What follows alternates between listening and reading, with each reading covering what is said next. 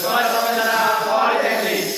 Baik, pada kesempatan kali ini kami dari kelompok 1C akan menjelaskan tentang P2H atau program pemeriksaan harian terhadap browser jenis D31P-20. Sebelum melakukan P2H, kami akan memperkenalkan pribadi masing-masing. Mulai dari saya Bayu Pamungkas sebagai group leader.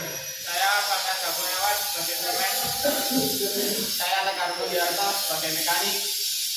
Saya Kasih Gaisar Kategori sebagai mekanik. Saya Muhammad Farhan Rashid sebagai partismen. Ya, seperti biasanya sebelum melakukan P2H atau P2 terhadap browser, kita wajib menggunakan APD, alat pelindung diri, sebagai syarat seperti helm safety, kemudian sarung tangan safety atau safety glove, kemudian face safety, dan yang terakhir safety shoes. Baik, assalamualaikum warahmatullahi wabarakatuh. Di sini saya akan menjelaskan sedikit tentang apa itu P2H sebelum melaksanakan P2H terhadap browser. Tadi P2H sendiri merupakan singkatan dari pengecekan pemeriksaan harian, yang dimana tugas tersebut biasanya dilakukan oleh seorang helper, mungkin juga mekanik dan operator. Kemudian apa itu tujuan dari P2H, yaitu untuk mengenali cara bunyi apabila ada kerusakan pada unit sebelum terjadinya kerusakan besar dan dapat merembet pada kerusakan lainnya. Kemudian yang terpenting yaitu untuk keselamatan bagian-bagian komponen agar sang operator tidak terjadi kecelakaan dan dapat melindungi orang lain juga. Kemudian kapan dilaksanakannya P2H, yaitu setiap hari, karena P2 ini sifatnya body check yang dilaksanakan sebelum unit bekerja. Kemudian untuk prosesnya atau bagaimana cara pelaksanaan P2H-nya kita akan lanjutkan di next video. Terima kasih. Kali ini saya akan menjelaskan tentang form pelaksanaan perawatan harian atau P2H dari doser D31P. Dan yang pertama yang saya akan lakukan adalah mengecek kondisi normal atau tidak normal dan kebersihan dari silinder dan hose, meliputi leaf cylinder, angel cylinder, dan tail cylinder.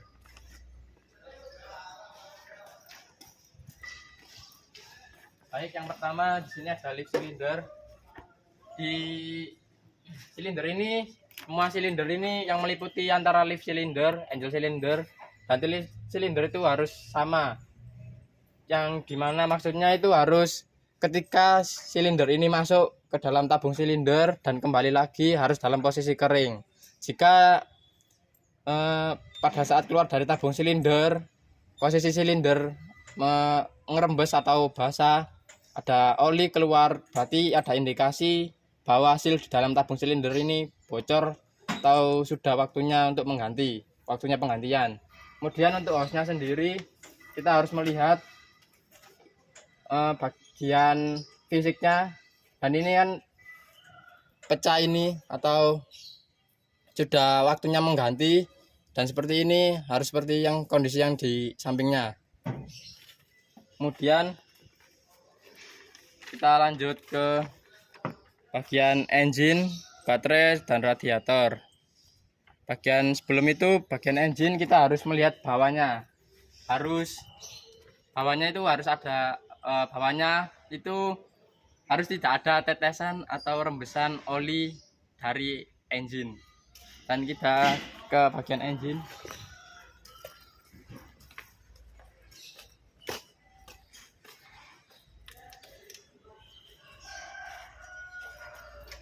Kita buka kap engine. Dan di bagian engine ini adalah dimstick dari pengecekan level oli dari engine oil. Dan untuk pengecekannya kita tarik, terus kita bersihkan lagi. pakai kain bersih atau majun, kemudian kita masukkan.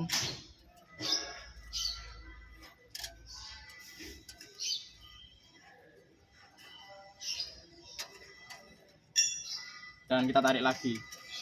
Nariknya itu harus ke atas, tidak boleh ke samping. Nah, ini indikator engine menunjukkan bahwa oil engine menunjukkan bahwa pas berada di antara level H dan L. Jika level oli berada di atas H, itu harus di drain, dan di bawah L harus di refill atau diisi kembali sampai batas H dan L terpenuhi. Kemudian dari warnanya juga bisa dilihat untuk penggantian oil engine. Ketika warnanya sudah mulai hitam, itu sebaiknya diganti. Atau ketika sudah sampai pada maintenance service ke hour berapa, harus diganti juga. Dan untuk mengerefillnya itu tidak melalui bolongan dipstick ini, tapi melalui lubang yang sini. Kemudian radiator di sini levelnya itu harus di sekitar lingkaran sini, dan ini seharusnya ada tutupnya yang menjaga. Yang tutup ini berfungsi penting dalam peran radiator, dan tutupnya itu memiliki dua fungsi, yaitu menjaga tekanan dan menjaga agar tidak vakum. Kemudian untuk coolingnya sendiri itu biasanya diganti setiap perawatan tertentu, dan ini harus tersambung harusnya, karena di sini ada reservoir.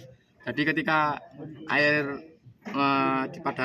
cooling ini mendidih pada radiator dan kemudian penuh, itu disalurkan ke reservoir agar tidak terjadi kerusakan pada radiator. Dan radiator pada reservoir ini harus ada levelnya juga, dan tidak boleh terlalu penuh agar menjaga kapasitas dari air radiator juga agar tidak sampai kepenuhan. Kemudian untuk baterai,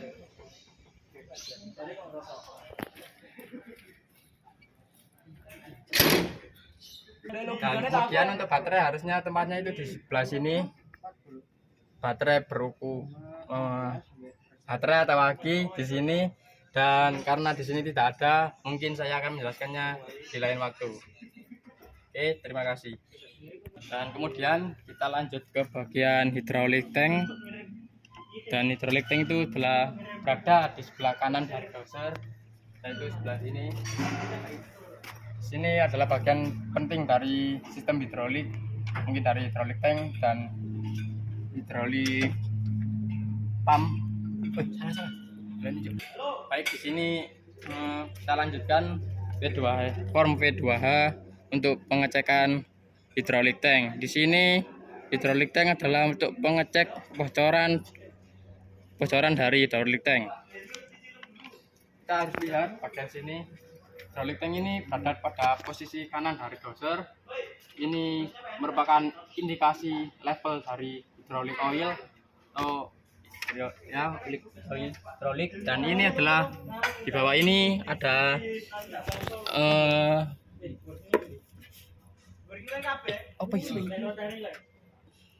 dan di sini ada lubang sebagai tempat untuk pengedrainan apabila level oli hidrolik oil itu berlebihan. Dan standarnya itu oli hidrolik itu berada pada lingkaran 3/4 ini, atau setengah, agar kelihatan. Kalau penuh melebihi dari indikator ini, takutnya tidak terlihat dan akan menyebabkan kerusakan pada sistem hidrolik. Kemudian jika kurang dari ambang level di sini, maka kita isikan lagi di bagian sini untuk mengisi oli hidroliknya. Dan biasanya oli hidrolik itu menggunakan oli SAE 10 atau 32. Sekian, terima kasih. Baik, di sini saya akan lanjutkan untuk melakukan pengecekan atau form P2H dari dasar 31P yaitu nomor 6 yaitu handrail. Di sini pengecekan kondisi tidak normal dan kebersihan dari handrail. Handrail sendiri mempunyai fungsi yaitu sebagai pegangan untuk operator naik dan turun. Untuk pengecekannya sendiri kita lihat pada handrail ini ketika besinya sudah berlubang atau pada bagian sambungan sini ke kabin itu sudah mulai rongga, itu seharusnya diganti atau diperbaiki. Dan mungkin itu saja. Dan terima kasih. Baik, di sini saya akan menjelaskan form P2H tentang dasar D31P tentang fuel level, fuel cap, breather hole. Dan ini pengecekannya itu kondisi tidak normal dan permukaan oli atau level oli. Di sini kan bahan bakar atau solar, fuel. Jadi kita cek di sini. Di sini adalah tempat fuel tank, tempat bahan bakar solar dari dasar D31P. Dan ini capnya atau tutup fuel tanknya.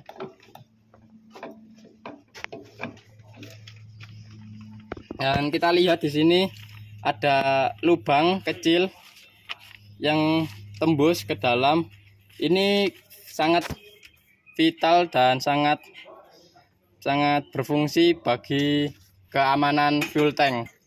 Jika lubang ini tersumbat, maka udara di sini akan dan lubang ini berfungsi menjaga kevakuman dari fuel tank agar tidak terjadi kerusakan pada sistem fuel tank, pada fuel tanknya. Dan untuk level dari fuel tank itu dapat dilihat pada dashboard indikator pada fuel gauge.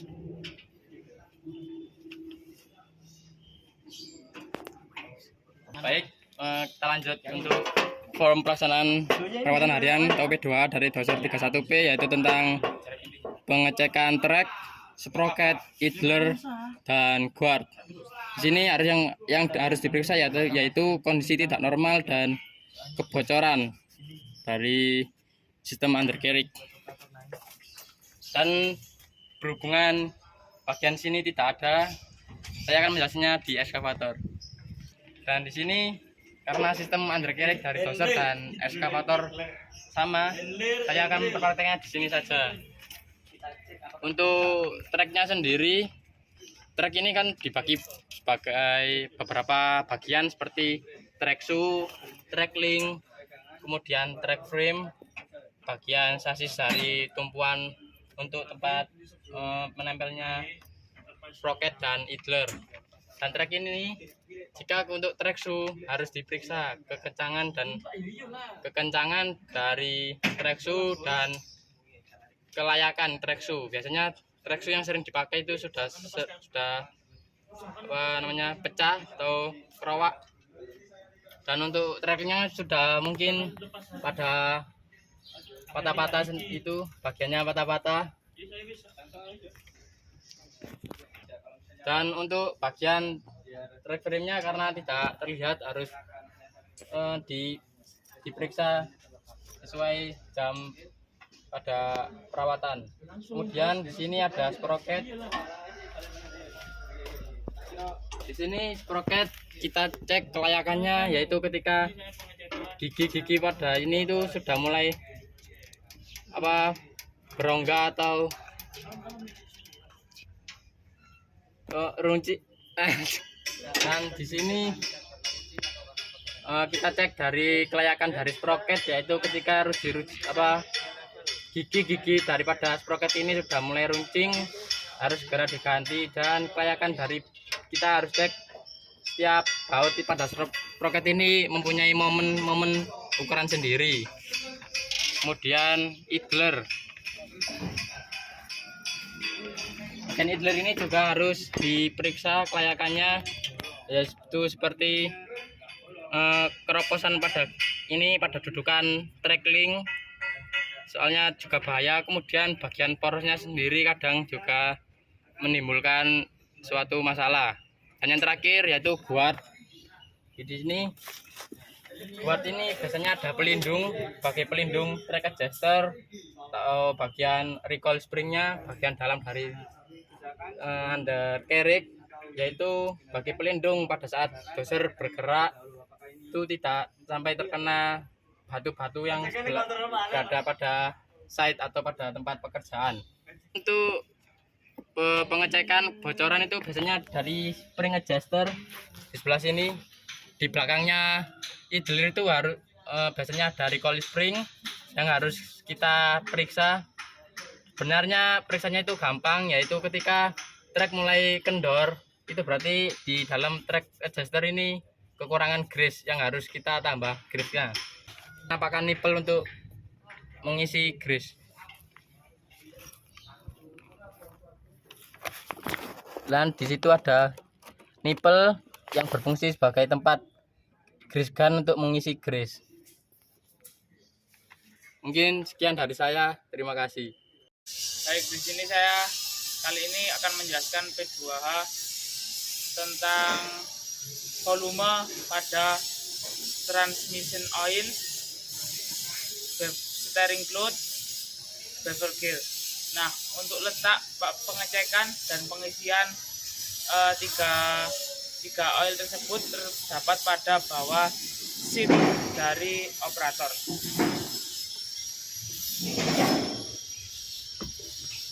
Jumlah volume pada oil transmission, oil bevel gear, dan oil steering clutch. Yang pertama, untuk letaknya sendiri pada pengecekan tersebut adalah di bawah operator seat. Ini ya, untuk cara bukanya, buka langsung. Nah, di sini kan ada tiga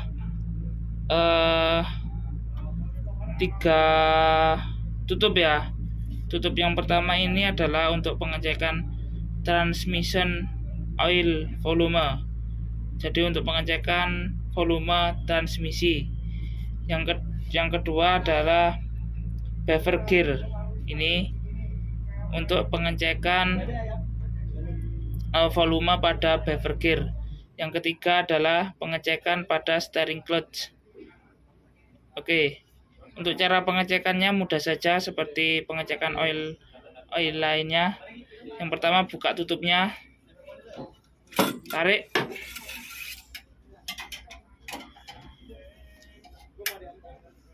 nah pada sticknya ini ada dua garis ya teman-teman.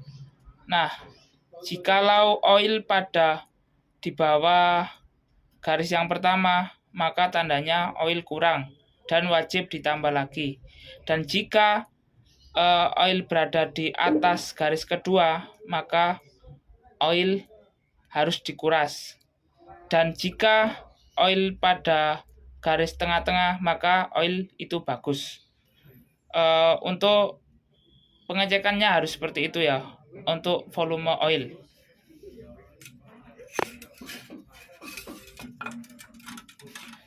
Dan untuk ketiga tutup ini sama dalam pengecekannya. Setelah pengecekan oil tersebut, jangan lupa tutup kembali.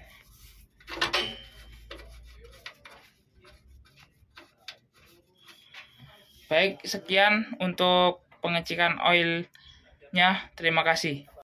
Selanjutnya adalah pengecekan transmission oil gas, steering fluid gas, steering oil gas, dan bevel gear oil gas. Dan untuk pengecekannya dilihat di area bawah dari komponen tersebut. Jadi di area sini ya teman-teman. Nah, dicek pada sekitar atau di bawah komponen tersebut ada tanda-tanda oli netes atau tidak. Jika netes berarti ada kemungkinan kepada kebocoran tiga komponen tersebut. Dan jika tidak berarti komponen aman. Terus lagi pada final drive case, pengecekan oil, kebocoran oil biasanya terdapat pada sela-sela seperti ini. Sela-sela ini dilihat.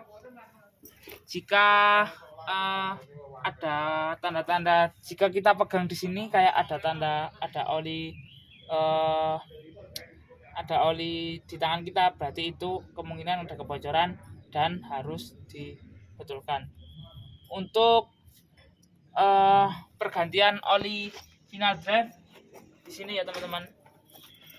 Ini pada baut yang ini, Pak, kalau pergantian oil final drive, jadi itu harus dibuka. Dan untuk pengisiannya dari sini. Ini adalah tempat pengisian oil final drive. Oke. Jadi itu P2H pada doser untuk final drive, steering clutch, transmission, dan bevel gear. Terima kasih. Kali ini kita akan P2H dari kabin doser D31P ini. Kabin di sini adalah yang dicek adalah kondisi tidak normal dan kebersihan dari kabin tersebut. Yang pertama untuk pengecekan pintu dari doser ini. Yang pertama adalah engsel. Engsel dari ini bisa bergerak dengan enak atau tidak. Terus jika serat atau jika sulit digerakkan, maka kita bisa melumasinya dengan grease. Terus ini anjlok atau tidak posisinya. Jika anjlok berarti harus ada perbaikan. Terus lanjut penguncinya. Ini harusnya segini ya. Tapi ini ini juga kalau jika tidak enak, ini bisa dilumasi dengan grease. Ini seperti ini, dan ini oli atau grease. Bisa dilumasi dengan oli atau grease. Contohnya seperti ini. Nah, ini untuk ini tidak normal berarti ya. Ini juga harus diperbaiki. Lanjut, di dalam kabinnya harus bersih. Seperti ini, jika ada tanah-tanah ini berarti harus dibersihkan ke doser. Terus lagi cover kabinnya itu tidak ada cover bawah. Harusnya itu ada. Itu untuk itu melindungi dari mesin-mesinnya. Terus lanjut, sempurna ya. Jika ada kesobek atau gimana itu bisa diganti. Terus yaitu dari seatnya. Nah, seatnya kan robek. Itu bisa menyebabkan operator tidak nyaman kan. Nah, itu harus diganti dengan cover seat yang baru. Terus posisi duduknya harus diatur sesuai kenyamanan. Oke. Itu untuk pengecekan semua kaca, dari kaca depan, kaca samping, kaca belakang. Itu penting ya. Jika terdapat kaca yang pecah atau retak, itu juga harus segera diganti atau diperbaiki. Apabila terdapat retakan itu dan pecah, itu bisa mengakibatkan pecahan kacanya ke operator. Saya akan menjelaskan tentang P2H dari dozer tentang wiper. Jadi cara kita mengecek benar atau tidaknya, kita bisa lihat dari karetnya ini. Jika karetnya sudah keras, maka kita harus menggantinya. Nah, kan ini dia bergeraknya kanan kiri ya. Jadi jika gerakannya sudah tidak mulus, maka kita bisa memperbaikinya. Mungkin dengan cara bisa dikasih oli atau dengan oli jika kusut pergerakannya. Nah, mungkin itu saja yang bisa saya. Saya di sini akan menjelaskan tentang working lamps. Nih, working lamps ya. Ada 2. Nah, di sini kita bisa melihat covernya ya. Cover ini salah satu kegunaannya adalah untuk melindungi lampu yang ada di bagian dalamnya. Nah, jika covernya ini retak atau retak lah, maka harus diganti agar tidak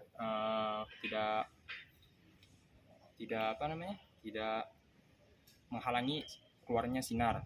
Lalu jika mati lampunya, maka harus ada pergantian lampunya agar karena salah satu dari lampu ini sangat penting bagi di malam hari agar operator bisa melihat di malam hari. Baik. Lanjut, di sini saya akan menjelaskan working lamp yang bagian belakangnya. Nah, di sini kita bisa melihat covernya ini berair ya. Nah, ini harus diganti karena ini sangat mengganggu bagi bagian belakang, dan jika tidak diganti maka orang sinarnya terhalangi dan orang yang bagian belakang tidak akan tahu dia mau mundur atau tidak. Nah, dan juga sama, kita harus mengeceknya sebelum kita menggunakan dozer, apakah ini menyala atau tidak, karena ini sangat penting juga di malam hari. Nah, dan jika basah ini bisa mengakibatkan konslet pada dozer ya, Pagi, luar biasa. Sekian penjelasan P2H tentang dozer JTK1 P-20 dari kelompok 1C. Semoga bermanfaat bagi yang menonton dan memanfaati kami untuk menambah ilmu pengetahuan kami. Akhirul kalam, wassalamualaikum warahmatullahi wabarakatuh. Waalaikumsalam warahmatullahi wabarakatuh. AKB Profesional Politeknik.